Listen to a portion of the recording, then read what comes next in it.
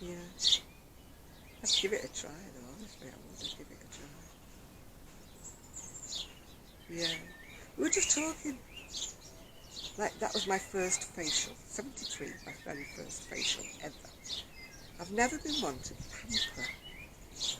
I've never been to, these spa weekends away, spa days. I've never been. The only massages I've ever had have been like therapeutic, from physiotherapists. There's a lot of things I've never done. But again, it's down to cost, isn't it? When I was working, it was down to time. Now I'm not working, it's down to money. There's always a snag. Always a snag. I was talking with Zoe today, and we were talking again. We keep talking about trying to do a crochet retreat, but we never get any further with it because it's just so difficult to organise or to put it in a place where people can get to it or a time where people can go. And you just, I just said if we decided to do one, we would just say a place, a time, venue. People can't make it. Tough. Yeah? We can't mess about asking people when they can go. Everybody wants to go where they live, which is tough on the other 95% of the people. So trying to find somewhere that's sort of central, that's got things going on, it's not too expensive,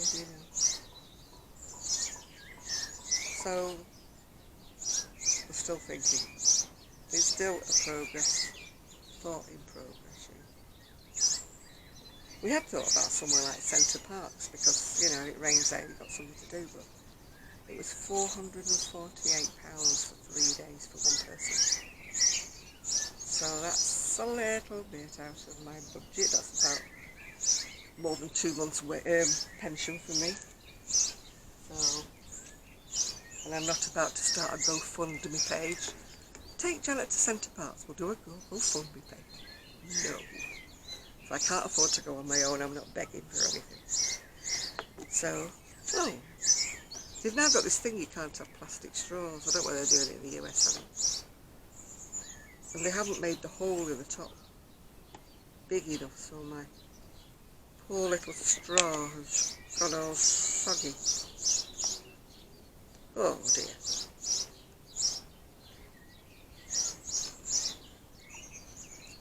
I'm not having a lot of luck with my mango cooler, am I, today?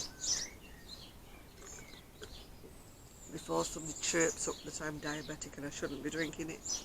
I know. But it does me good to be naughty every now and again. I don't drink them every day. I don't even drink them every week. So one now and again will not kill me. I went to a course on diabetes a few months ago, probably about a year ago now. And we were talking about this, how you have a craving for something that's sweet and stuff.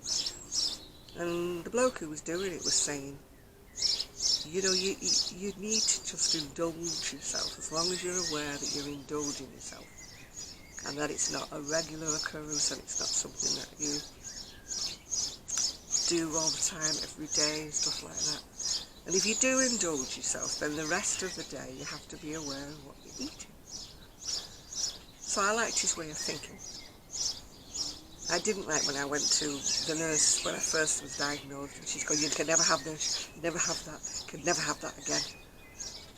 And I'm thinking, this is just terrible. You're just naming everything I like, I can never have again. But, so far, touch wood. I've been, managing my diabetes quite well over the last, 5 years or so. So, with a little cheat here and there, as you say, a little of what you fancy does you good. A little bit of naughtiness here. People have remarked about I sometimes have chocolate when I'm on my Saturday Night Live.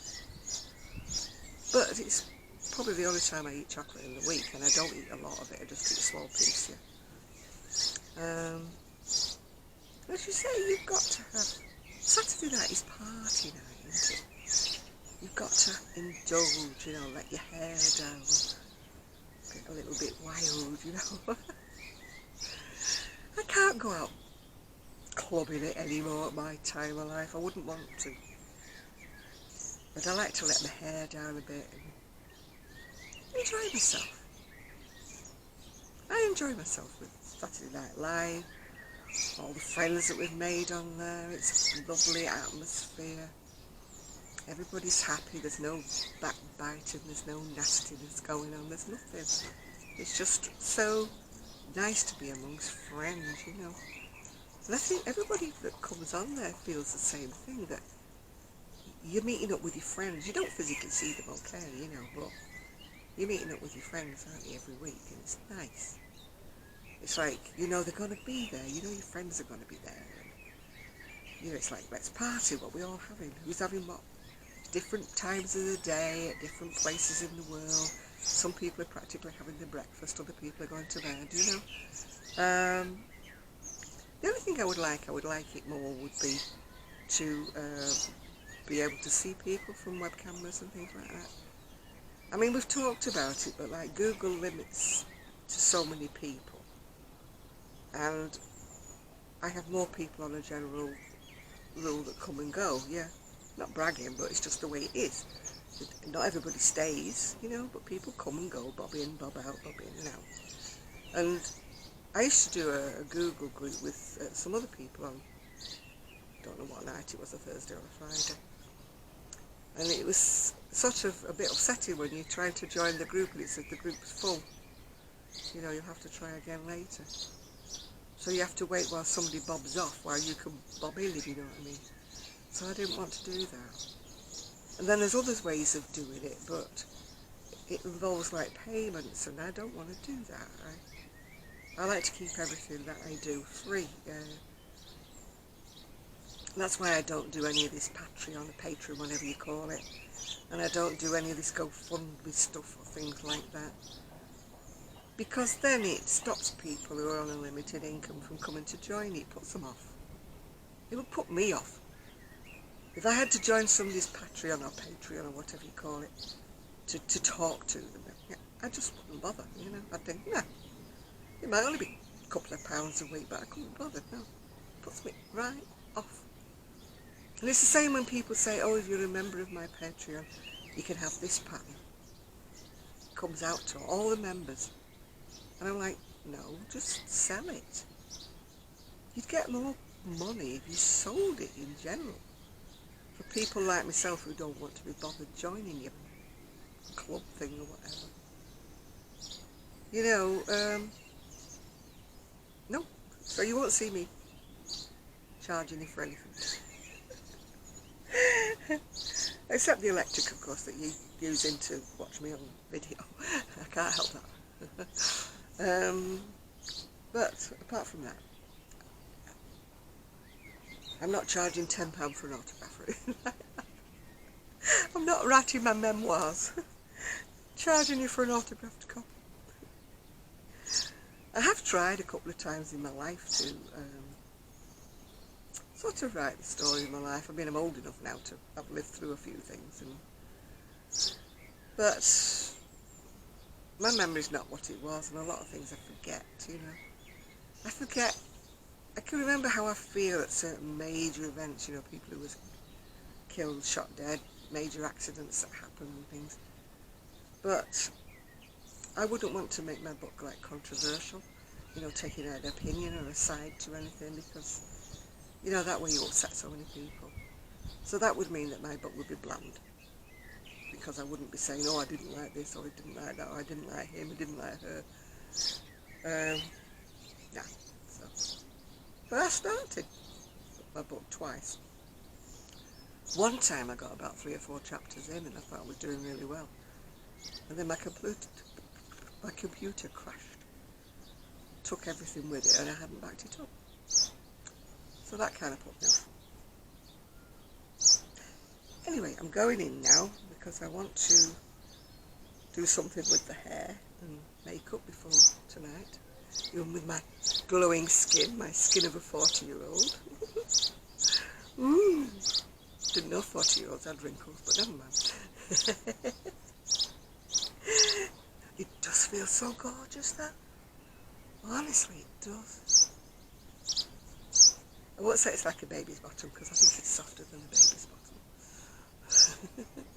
Right, anyway, I'm going. I just thought you might enjoy opening up the ice order with me. I've got to go and get some water now and swish away all this sticky mess I've just draped all over the decking. I was really looking forward to that as well. Never mind, I'll have to go and make a coffee instead. Right, I shall find my little zipper. I think Kelly said she was going to make a video today, so keep your eye on that. I think she is, yeah. And I've got a few people's videos I've got to watch. As I say, I don't watch every video of every person that I like. I have to cherry pick. I haven't got enough hours in the day to sit and watch every single person that I like. Every single person's video.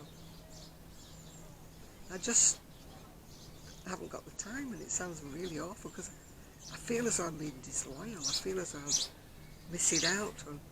And then someone will say to me, "Did you see so-and-so's video? Wasn't it good?"